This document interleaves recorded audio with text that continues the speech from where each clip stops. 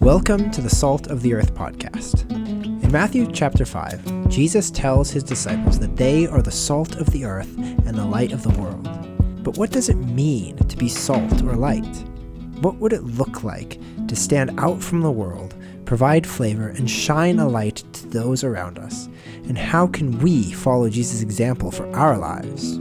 Join us as we learn and discuss what it means to be salty and to live more fully for Christ. Welcome to the Salt of the Earth podcast. This is episode number 27, and we have several firsts here. For starters, we have a vase of flowers on the table. I don't know if you can see that, but there is a vase of flowers here. Secondly, we have not one, but two guests here, which is an amazing new thing. 4 people at one table. More mics than ever before, and more technical difficulties and things. So that's fun. Sure. Also, as somebody else pointed out very recently, is I don't know, we're having women on the podcast. Oh, it's not that it is the first. It's not that we've tried to exclude anybody. It's just the people that first came in mind for guests were guys, I guess. And until now, yes. And until recently, we hadn't started doing guests all the time anyway. So here we have Mara Pope, who is actually my wife, and here we have Beatrice Edwards. What we're going to talk about today is something that both of you have done that I would say Jonathan and I kind of done, but not really done to the same extent. You scratch the surface of it, yeah. Scratch the surface, is missions work, which is something both of you have done. So maybe you could just kind of introduce yourself and kind of your experience with missions, what you're interested in, and things like that. Okay. Hi, I'm Beatrice. I'm 20, and I went and did some. Sometimes I don't know if I consider it missions work, but I did some missions work in the fall of 2022. I went and nannied for a missionary family so that they would have more time to focus on their mission work and their calling. I mean, obviously children are their calling, but they had 4 daughters, and so I went and nannied for them for 3 months, and I got to see a lot of Pakistan, which is where they were. Had you done anything in the past before that, or was that their first experience with anything? I've done a couple of week-long mission trips, with church, to Cozumel, Mexico, to an orphanage called Ciudad de Angeles, and it's a great cause, I think. I don't know. Mm-hmm. All right, cool. So a few experiences. How about you, Mara? I haven't ever done anything as long as Beatrice. I've been very interested in missions since a teenager. Our church didn't do anything, so I ended up talking to a friend of mine who was with a program called AIM, where young people take 2 to 3 years and do first missionary training in Texas, and then go to a field for 18 to 22 months. And she had gone to Honduras, and I was talking to her, and she said that there was going to be a week-long trip to Honduras that was through a program called Disciple Trips that was open to anybody. And so I, at the age of 16, told my parents that I would like to do that, and they were like, you got to raise the money, and I'm like, okay, I can raise $2,000. And so I got a job and baked bread, and went off on a plane to Texas by myself, and then joined a group there and went to Honduras, and that was a really cool experience, helping with the church there and seeing what different cultures can be like, and the way people praise God differently. And then I also did another trip with Disciple Trips the next following year to another orphanage in Mexico. A different orphanage in Mexico. Okay. The one in Mexico was different than the one in Honduras? No, it was different than her Mexican orphanage. Oh. Oh, okay. Okay, I see what you're saying. Okay. The Honduras one didn't have an orphanage. So you've got a couple week-long trips. You've got the 3 months, and then a few week-long trips. 3. Yeah, and then I also, I wanted to do the same program as Malia did, and I went down there and began the training part of it, but unfortunately I was not able to complete because I had a chronic illness, and I was just not health-wise to the point that I was able to complete the program back at home. And then, but at the very least, you were set on it. Like, you were ready to go missions for, what is it, like a year and a half, 2 years? You were on the path, just didn't quite get there. Cool. So I guess Jonathan and I's experience is just pretty much a brief visit to Ireland, which was not, I don't know, if we don't necessarily classify it as a mission trip. We were there meeting with missionaries and kind of encouraging them and filming them and stuff, but it wasn't like, I guess the typical stigma of what missions work looks like, where you're there to help people and build things. Or preach or something. We weren't doing any of that. That's why sometimes I hesitate to call it missions, even though I was never out there like talking to people, bringing them to Christ. I was more behind the scenes. That's what I mean by, I don't know. Which I guess comes in this interesting idea of like, what exactly is missions? Like, what like, because we kind of define it as like, oh, this isn't, but this is. Like, where's the line that, like, what, in your opinion, what is missions? Yeah, I mean, like, and people think like to be a missionary, you need to be out of the country. You need to be helping poor people.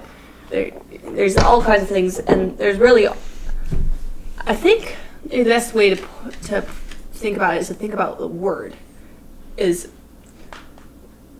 mission. We are sent out by Christ, and we are on a mission to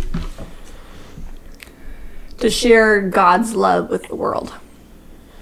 And so there can be like many small missions. Like, you can still be a missionary in your home country, in your hometown, if you know that there's like a need there. I don't know. Yeah, I agree. And I think an example of that is the church down in the cities that I go to has affiliated with a group that has missions in a different, like in a rough, how is it? It's in like downtown Minneapolis. It's it's in downtown Minneapolis. As nice area. It's just with people that are recently immigrated to the country, so it's the same concept, but it's just instead of going to a different country, you're being a missionary to people that have immigrated from a different country. But so that's an example of how a mission could be, in your own state even. Almost, if you think of the word, and this just occurred to me, like, instead of viewing like our typical definition of missions where it has to be another country and stuff, like, just think of mission, like you're on mission for something. You know? I don't know, just an idea that occurred to me because we have a very firm idea of what we think missions is, right? And we kind of exclude a lot of things from that, but like all the things that we're talking about here, like they have a very good purpose. Like you being a nanny, or even just us encouraging people in Ireland, it has a purpose, and it's not like we're building churches or schools or what we typically think of as, but it is valuable. And speaking of value, just kind of want to get your opinions on what do you feel is the main value of doing missions? Like, what do you see as like why do we do it? Why is it important? Or is it important? I don't know. I mean, you go.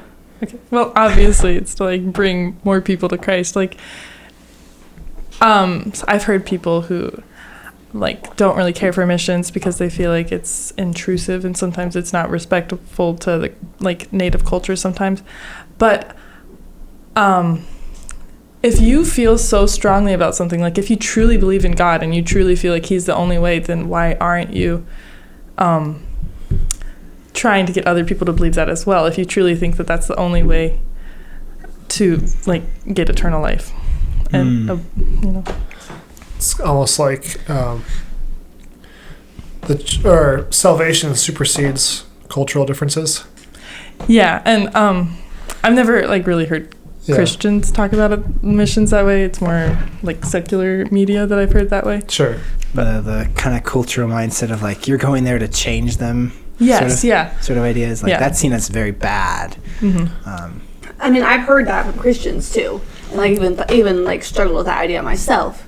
Like in a period kind of recently where I was struggling with my own faith, I'm like, why, if I'm struggling with my faith and like doubting God a little bit, then why would I even be trying to share Him with somebody else? And so I'm like, And so I'm like, I was still at a point where I wanted to serve God, and I've almost had a kind of guilt-filled relationship. Like I wanted to do mission work to be able to serve God and be very big and like do something for God. And I think that's why God didn't allow me to complete my time at AIM. But it's because he needed to teach me that it was about him and not me. Yeah. Like you saw the path to serving God and doing what you're supposed to do. It was like you were getting that from missions and from AIM, not from like just you following God. It was about you doing like this is the particular thing you have to do in order to, be a good Christian or whatever. It wasn't so much just focused on following God almost. Yeah, I wanted to be the best Christian I could possibly be. I wanted to be worthy of, I don't know, like worthy of salvation almost. I didn't really have a clear idea, but God needed to teach you that you never can be. I'm still struggling with that. But.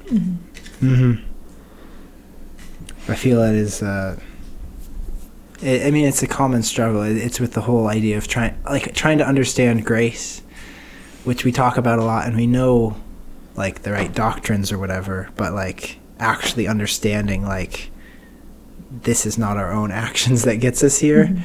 It's just one of many kind of examples of, like, that wrapping our brains around it and actually, like, believing it is hard. And even, like, with stuff we do, like, for this channel kind of focused around the idea of, like, bettering ourselves, like wanting to live fully for Christ and kind of in a way be the best Christians we can be. Like I almost feel always careful like saying that sort of thing, because in a way that is definitely the goal and that's what we want to do, but also like got to be careful that we don't like focus a little too much on the us doing part of it. Like we got to do what we're supposed to do, but like also like we gotta not be so like stressed out about it pretty much. We have to be careful not to fall into the trap of doing it out of some sort of arbitrary obligation instead of out of a desire to serve. It's kind of what I'm or no, in a desire to serve and a desire to grow ourselves. But so you mentioned kind of some things about like or at least what other people say, maybe, Beatrice, but about, like, the cultures of different countries and how, in a lot of cases, we're bringing Christianity to them because they don't have it, because it's different than what is there. Different beliefs, different religions are there. So, in your view, like, how does the culture of a country affect, like, how well it receives Christ? Like, I mean, in a lot of countries and, like, cultures, religion is so deeply ingrained with just like regular everyday practices, and so trying to get some people to like just change their whole, it's not just changing their religion, it's changing like kind of how they live, how people see them, so it's very difficult, especially in places that like the religion is so deeply ingrained. I mean, there are countries where religion is not as big of a deal, or I don't know if I'm making getting my thoughts right. I mean, it's making sense, and especially like you went to Pakistan, which is a Muslim country, and that would probably be like if I were to make a list of like the religions that would be like most changed to be Christianity, that's probably one of them, because like they're in some ways very opposed. Yeah, it feels their lifestyles like are basically like, God doesn't have a son. Like that's part of their main beliefs. Like he's not a son, and he was not a human. Jesus wasn't God. That sort of thing. And so you have all those beliefs and the lifestyles where it's Christianity is completely different than that. And so it's not a matter of like here it's just like, oh, I'm just gonna go to a different church or something, or I'm gonna start going to church. There it would be total lifestyle change. Yes. Well, and being cut off from your friends and family. That's the biggest thing. I remember when I was in Pakistan, they talked to me. He was talking to me about it and how if he can manage to get his Muslim friends to believe in the Lord, they are having to give up like truly their whole life, their friends and their family, because most everybody there is Muslim, and they like somebody becoming Christian is dropping. Like, it's a very, very big choice. I don't know if I'm explaining this really correctly. No, you're but doing like great. it is losing your whole entire life, like your whole friends and family. Yeah, and I know I've read in some of those countries, like even if you're a Christian, like even finding a job and some things just become impossible, or very, very hard. Yeah, because there's major persecution in addition to the rejection by all of your family and stuff. So that's definitely a big deal. And we saw, like, when we visited Ireland, like, their religion isn't a very big deal. But it also is. It's sort of a big deal. There's a lot of people who identify as like Catholic, but like nobody practices religion in any meaningful way, or like a very small percentage. So like the strategy there, because of the culture, was very different than it is here, and that there it would be very different. Like I can't imagine like the time in the building relationships that would be required in a Muslim country is probably way higher than like most other places, just because of that cultural, like, overcoming that. Like people have to really want it. they have to. Yeah. Truly, truly. Also, I think sometimes places where people are more passionate, like almost, like I'm not basing this on anything, but I almost think like in places like a Muslim country, so it's a big choice, but people could potentially do it quicker if they realize that's what they want. Whereas some places like Ireland, where people are just not used to religion at all, it could potentially be more difficult. But I think it's difficult either way. I don't know. That doesn't make sense. It's hard. I suppose it could go both ways. Yeah. Well, if you're saying if you're converting a Muslim who's very passionate about his faith, he might, and you convert him to Christianity, he can turn that passion into Christianity, basically. Yeah. Yes. Kind of like The zeal, yeah. like a Paul conversion story type of thing. Yeah. Versus if somebody's not passionate about any faith, then it's hard. It's hard to find passion. You have to develop that urge to convert, I guess. Right, and there has to be a certain level of passion and firm belief to make that switch in those countries, because you're giving up a lot. Yeah. Like here in America, if you became a Christian, it's like, no big deal, It's not a commitment at all in some ways. It's not a sacrifice. It's not a sacrifice, which in some ways is great that we can have that, but in other ways it's like, well, it's very cheap and it's not valued anymore. It's just like, oh yeah, I'm a Christian now, which hopefully people don't feel like that when it actually happens, but like the changing doesn't require as much like firm convincing them. Like they can go kind of from an apathetic non-Christianity to a sort of apathetic Christianity in a way. It's possible. Whereas in some places it wouldn't be. So in your experiences, and I know like I said, none of us are really experts here, but slightly more experts. Is there any ways you've noticed that like churches are structured differently in other countries? Like maybe sort of because of the culture, but could be other things. Like in the ones you two have visited, like what are the differences? Well, in Honduras, they had their meeting later in the day, like in the afternoon, which is the first thing I noticed. That was interesting because I just worked out time-wise best for most people. And they had people got into line and hugged everybody. Yeah, that's nice. I think. Like It's the brotherly kiss. as part of the service? No, as part of when people were coming in, I believe. Oh, so like you just greet them all by hugging them all? I think so. It's a while ago. I believe that when my mom and probably Aunt Abby too were in the Dominican, that was a thing they did too. It's kind of like handshaking everybody, but more. We don't even handshake people anymore here. That's true. Well, It's like maybe an elbow. No. Elbow. Okay. Anything else that you noticed? There's just different styles, and the church in Mexico was different because they did not really have a church yet. It was mostly just the orphans. they had a preacher there, and they were going to try and start another church. They were actually building a church building. For me, one of the biggest differences that I noticed was the men sat on one side and the women sat on the other side. I thought that was... And we also always took off our shoes. We were not wearing shoes inside of the church building. You never set your Bible on the ground. You always set it on a surface. That was disrespectful to just set it aside. I got a lot. I mean, that's what you mentioned so far is interesting, and I can see in a lot of those kind of connections to Islam a little bit. Yeah. Where like people would, like men and women would be in separate areas, and they value the Quran very highly. So they always, they hold, like physically hold it up sometimes, and they wouldn't put it on the ground. So similar kind of connections there, where you can see like, oh, that makes sense why in a Muslim country they would just keep doing some of those things. And it's, it's kind of an interesting difference to see that. And it is kind of interesting. I kind of like it. Yeah, because like a lot of it is the culture of the area isn't just the religion, because you'll still often keep the culture transcends religion, and that you'll keep having a lot of people have similar cultural elements even if they're different religions. Yeah. Any other interesting things? I mean, I know you probably have a long list.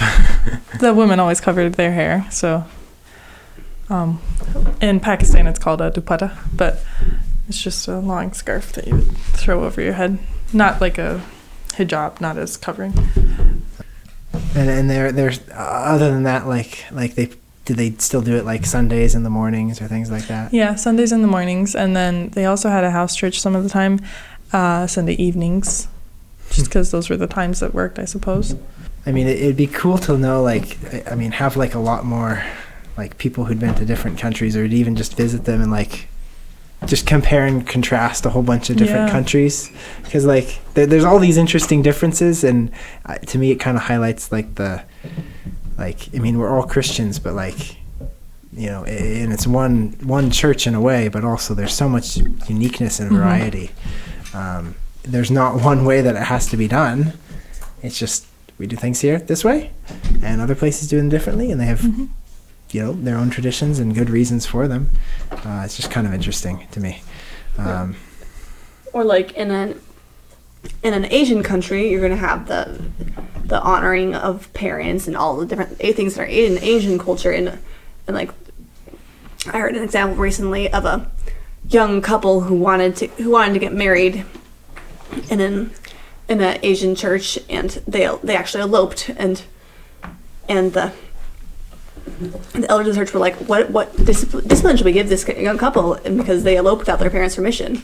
And the American was like, I don't think that's wrong. And they're like, no, you need to honor your father and your mother.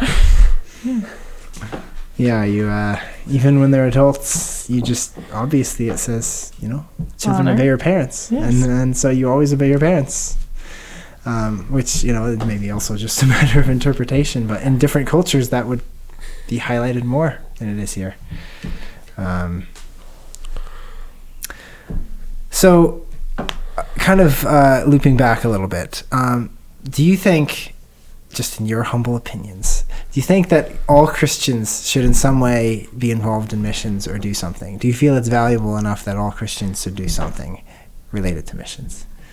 I think missions is very, very valuable, and I think that the people who are able to be involved in missions and that is their calling, that is amazing. It's hard work, and that's amazing. But I feel like a mission can also... Oh, goodness, I'm sorry.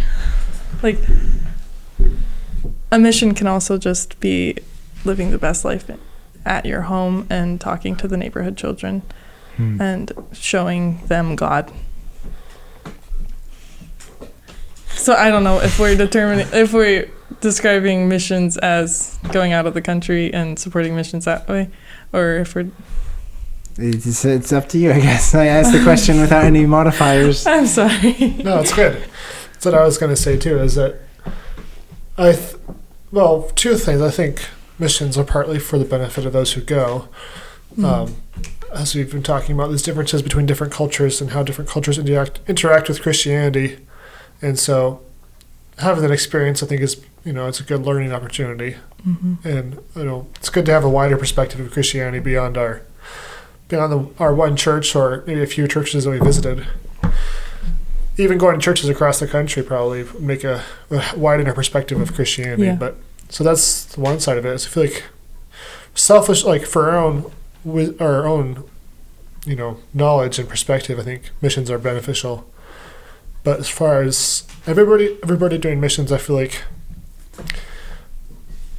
I kind of see it like as Christians mature and are past the stages of infancy in their faith, I kind of see it as you should find a mission field that you are passionate about. Mm-hmm. And obviously that mission field could vary widely. It could be your neighborhood. It could be your, a volunteer organization. It could be in your church. Could be online. I'm just saying, I think as we grow as Christians, I feel like we should strive towards having a mission field that we are involved in, I guess. So you're kind of settling down in a way, almost. You kind of settle into what your focus is as you mature. Is that kind of what you're saying? That's kind of what I'm thinking. Is find something that some area that you can spread God's love in. Mm-hmm. I think if we say that you should be a missionary everywhere you go, I would agree with that. But at the same time, I feel like it could be beneficial to focus on a specific area that is your area of mission work. Like we can't all focus on everywhere. Yeah. All the time. Yeah, I feel like that would not work in the long run very well. But That makes me think of that verse that I can't recall, but everybody is a different part of the body of the church. Yeah, it's true. We're all unique. Unique, and we all have unique different functions. strengths. We have each receive a gift according to the grace given to us. Or there's a number of verses like that where it's very clearly we don't all have to be the same. Mm-hmm. And that's amazing.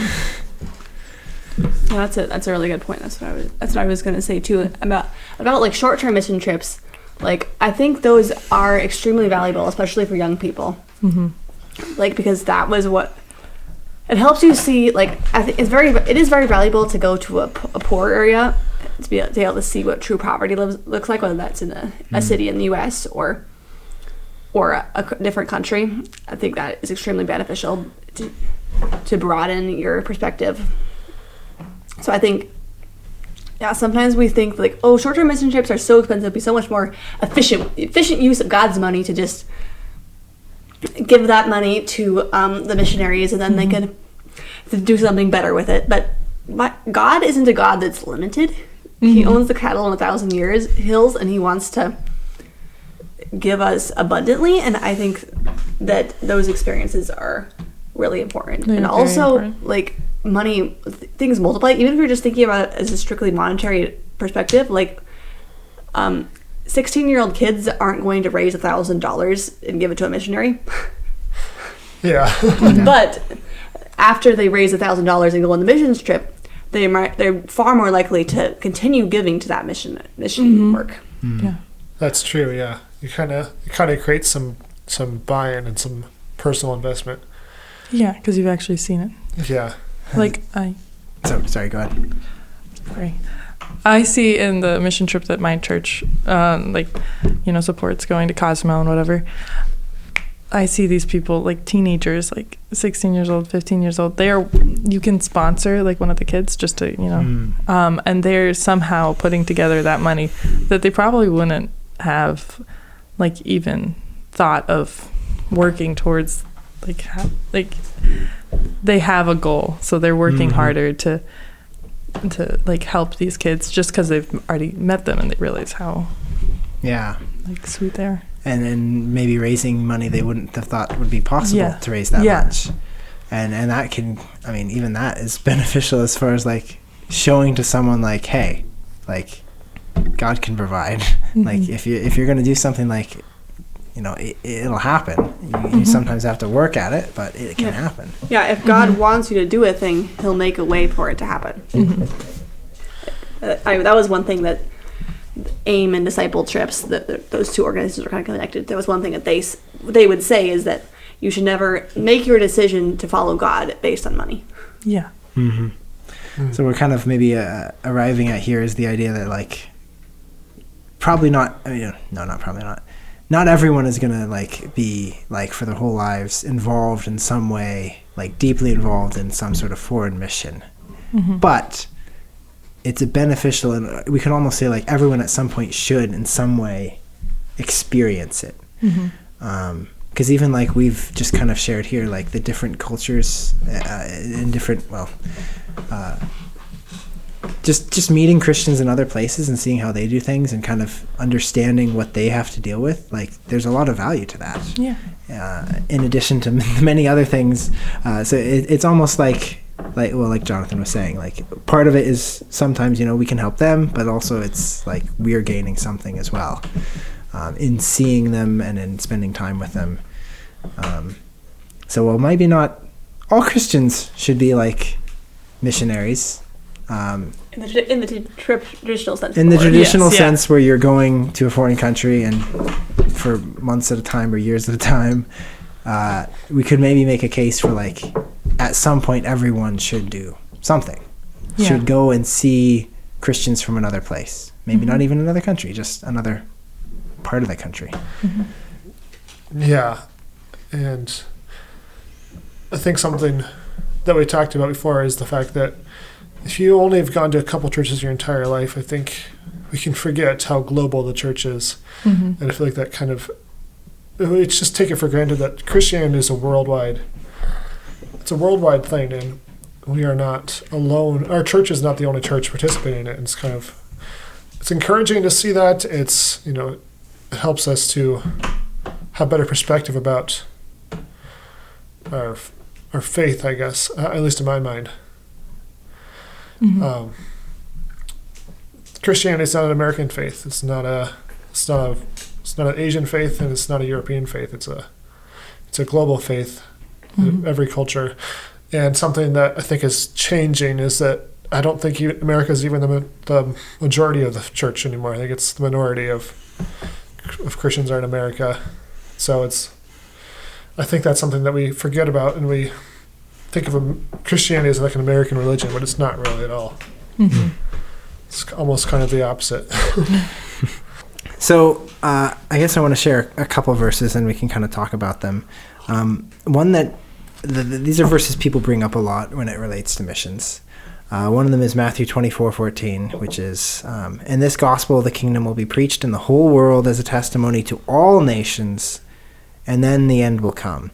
And I know I have heard this used a lot of times as like a case for missions and how everyone should get involved because we got to reach all the nations, and you'll see statistics about like all the unreached people groups and things like that is what they'll kind of couple with this argument as far as like everyone needs to get involved, and they're specifically thinking like foreign missions to like completely unreached people, and they kind of use that as a case for it. Which, as we've discussed, we've kind of come to the idea just talking with ourselves that like not everyone necessarily needs to get in those foreign missions, but what is the idea there about like, I mean, it's an interesting verse, like, the gospel will be preached to the whole world and then the end will come. Like, how do we interpret that? That sounds like it's like a task. Like we've got to get everybody in the world. This is not how I think it should be interpreted. I don't know, but it feels like that's saying that we have to get everybody in the world and then the end will come like immediately after. I wonder if it's for the benefit of those who bring up the argument of what about the person in this, remote island that's never heard about Jesus? Mm-hmm. I wonder if it's like, oh. I was just thinking it's just like, well, it's your job to get to that person. Well, I'm just saying it's like, it's a good response to that. It's like to the God wouldn't judge people if they never had a chance sort of thing. Yeah, and there's obviously two responses. There's another response, which is, God reveals himself to everybody and, in their own culture. But also, Christ will be preached to the entire world. It's kind of the encouraging thing about that. Mm-hmm. It's not just it's like I was talking about earlier. It's not just us privileged, Americans that know about Jesus. It's going to be everybody, and it's very close to everybody at this point. But it'll be everybody eventually. And yeah, I feel like, and I haven't looked very close at this verse, but I feel like maybe we're taking it a little far when we take this as kind of like being mentioned, like it's like a progress bar. Yeah. And like when we reach 100%, yay, Jesus will come. like boom, there's thousands of years has passed. Where's this unreached people group that we haven't hit yet? I feel like that's taking it a little far. I have heard it kind of almost taken that far, though, as like get into missions, like kind of trying to push people into it, which I feel like is just, it's a little strong-handed. Yeah. Also, if that's your argument for getting into missions, then you should only be doing missions in places nobody has ever been before. Right. In the places no one's been, or the places that have like under a certain percentage, you only have definitions for all of these things. Yeah, that's true. Another verse frequently used for this, which of course we're likely familiar with, the Great Commission. So as Jesus is leaving, is departing, he says in Matthew 28, "All authority on heaven and earth has been given to me. Therefore, go and make disciples of all nations, baptizing them in the name of the Father and the Son and the Holy Spirit, teaching them to obey everything I have commanded you, and surely I am with you always, even to the end of the age." So there again, people pick out the, go and make disciples of all nations, and then it's like a call for every Christian is like, we're supposed to do that. And if you're not going and making disciples to all nations, then get with the program, almost. Like, you should start. I've heard people say, like, as you are going, make disciples of all nations. And then that's the literal meaning of the word. Right, there's the some versions translate it just go, but I have heard it said a number of times where like the actual Greek says it's more like as you are going along, in a way. So as you're living life, be making disciples, which makes, as I've matured a little bit more, it makes more sense, because it's not about this one thing that you're doing. It's just about, like, it's about who you're always being, in a way. You're always being who you're supposed to be, and whatever you're doing, wherever you are, you're doing what you're supposed to do, kind of thing. That just makes me think, this is kind of a tangent, but like, as we are go and make disciples, throughout the history of the world, there's been a lot of persecution of Christians, like either subtle or, intense. And some of that has caused Christians to want to move and, leave a certain area, like off the top of my mind, like the Pilgrims, for example. They came to the United States because they didn't like the government in England, I think is what it was, or something like that. And they, brought the Bible with them. It's just, I kind of just thinking about it like that is, got through different, geopolitical circumstances, Christians will be moving around naturally, and then that's kind of how we how we spread the gospel around the world is by, where we are going, we share the gospel. And obviously I think that should be combined with actually going for the sake of going, but I feel like that's just what that verse made me think of. Yeah, because God does definitely call some people to go to certain places. Yeah. But I'm just interested to think about how, as Christian, or just as people in general, there's natural amounts of movement that happen for whatever reason, whether it be going to seek the new adventure, or like going west to find gold. No, just kidding. It's a bad example. But going, the Pilgrim Trail, Pilgrim Trail, yeah. I think a lot of times we tend to put too much focus on, well, no. Let me reword this. It's good to think about like positioning yourself as far as like where you live and what you're doing, like so that you can serve Christ the best, right? Yeah. So like where you choose to live, what sort of job you tend to have, and also sometimes we put too much focus on that. Sometimes we put too much focus on like, I gotta live in the best place, and my job, I have to like actually be serving Christ for my job, or I'm not doing it right. I could be spending more time, and so it's kind of this. And I use the word and. It's not but. It's and. Like, it is good to focus on those things and think about them, and also we don't need to be stressed out too much about it, because as long as we are doing what we're supposed to do wherever we are, you'll run into people that are you don't know Christ. Right, and we'll have an impact, yeah. And there's a certain element of like, we can try too hard to get ourselves where we think we need to be, as opposed to, God kind of, he has a lot of control in our lives that is behind the scenes and we don't know about, as far as where we end up living and what we end up doing. Mm-hmm. And we gotta kind of remember that, I think, instead of getting bent out of shape that we're not directly serving him in some way. Yeah, and I think there's definitely some people have a very real calling to go into missions. Mm-hmm. And I think if our calling is to do a different type of job, then we do missions in that job. But yeah, same with preaching. Is some people are called to preach and some people aren't. Both people can, are missionaries in different ways. But yeah, and some people maybe you're supposed to like do some preaching, but that's not really their calling. And I don't know. And there's a lot of non-religious seeming ways that we can do this. Like I would take Mara as an example. Like, she's basically got a mission field started here in our neighborhood. And sorry to make you like nervous or blushed or whatever. But like, and it's awesome, like just how much like she develops relationships and gets to meet new people just like right here.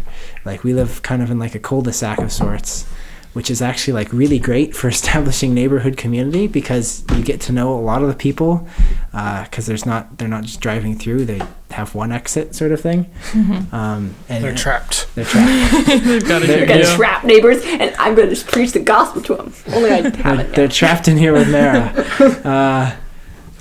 And like, even though, and we've talked about this, like, even though you haven't specifically like shared the gospel with any of them, because the moment just hasn't really come, like you're kind of focusing more on blessing the community and kind of having missions that way. And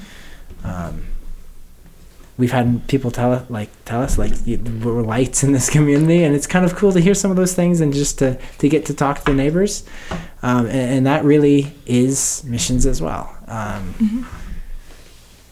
It would be weird for us to be thinking of like, we need to go somewhere else when we also have this right here.